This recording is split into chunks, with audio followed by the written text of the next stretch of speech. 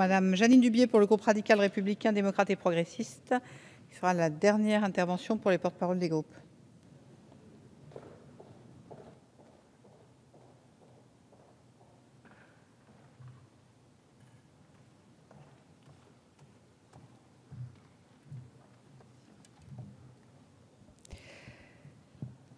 Madame la présidente, madame la ministre, monsieur le ministre, madame la présidente de la commission des affaires économiques, madame et messieurs les rapporteurs, chers collègues.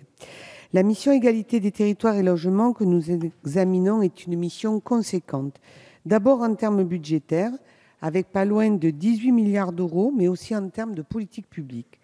La mission correspond en effet au périmètre d'une action essentielle du ministère du Logement et constitue le support des plans de relance de la construction et du logement, ainsi que des places pour l'hébergement des personnes en situation de fragilité. Avoir un toit, un logement digne, c'est avant tout un droit, une nécessité humaine fondamentale pour assurer des conditions de vie décentes. Aujourd'hui, le logement reste encore une préoccupation pour de nombreux citoyens, pour ceux qui ne trouvent pas de logement ou pour ceux dont la part de dépenses contraintes consacrée au logement est trop lourde pour vivre dignement.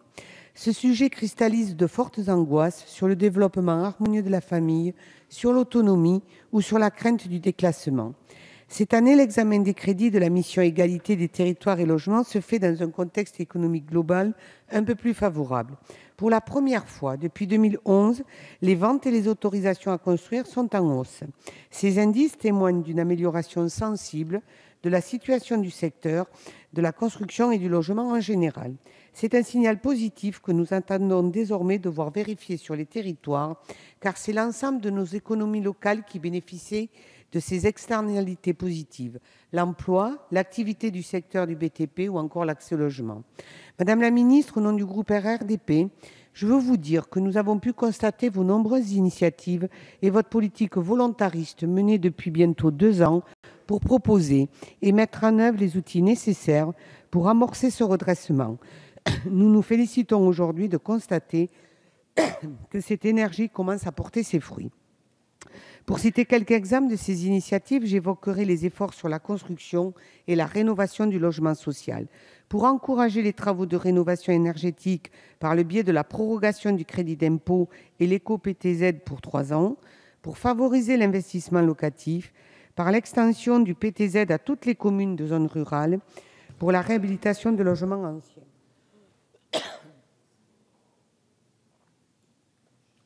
Pour le maintien des taux de TVA réduits à 5,5 pour la location-accession et à 10% pour le logement intermédiaire. Ou encore l'aide aux maires bâtisseurs en 2015 avec la réforme des aides à la pierre à destination du logement social via la création d'un fonds national des aides à la pierre dont un amendement du gouvernement prévoit l'abondement de la part de l'État. Concernant le sujet parfois sensible de l'investissement locatif depuis le 1er janvier 2015, le dispositif qui porte votre nom, Madame la Ministre, a été assoupli en zone tendue avec la possibilité de louer à un ascendant ou un descendant. Nous savons qu'il s'agit d'un levier à la fois efficace avec un puissant effet incitatif, mais qui nécessite un réglage fin pour une efficience maximale. Autre sujet sensible parmi les 3 articles rattachés à la mission, il y a l'article 55 sur l'amélioration de la prise en compte de la situation financière des bénéficiaires d'aide au logement, les APL. Cet article est l'aboutissement d'une longue réflexion parlementaire avec un rapport présenté le 26 mai dernier en commission des affaires économiques par le président du groupe de travail sur les APL, notre collègue François Pupponi. Les APL représentaient 14,5 milliards en 2007 et pas loin de 18 milliards aujourd'hui. Il devenait urgent de réformer face à une augmentation inflationniste.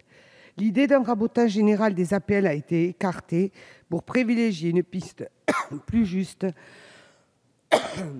la prise en compte du patrimoine pour le calcul et plus uniquement sur le revenu. Un plafond de loyer excessif par rapport aux ressources déclarées est également inscrit. En cas de dépassement, l'aide sera dégressive. Pour l'hébergement d'urgence, la crise a pesé sur des outils de soutien aux plus fragiles en accroissant le nombre de bénéficiaires. Le gouvernement a toujours répondu par une hausse des crédits et du nombre de places. car il faut d'abord faire face à l'urgence et ensuite, bien sûr, accompagner vers un retour au logement de droit commun. À ce sujet, le plan pluriannuel de lutte contre la pauvreté et le plan triennal de réduction des nuitées hôtelières a permis la création de places en dispositif alternatif, dont des places en logement adapté et des hébergements alternatifs pour les demandeurs d'asile. Le Gouvernement a prévu la création de nombreuses places réparties entre différentes structures, notamment en centre d'accueil des demandeurs d'asile, mais également en hébergement financé par le programme 177.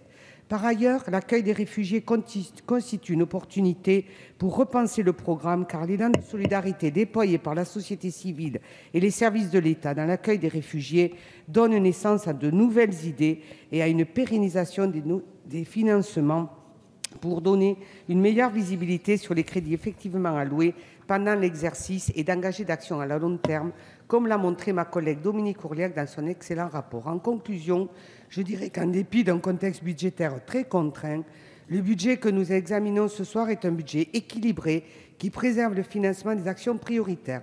Dans ces conditions, les députés du groupe RRDP voteront les crédits de la mission. Merci Madame Dubié. Nous arrivons, mes chers collègues, aux questions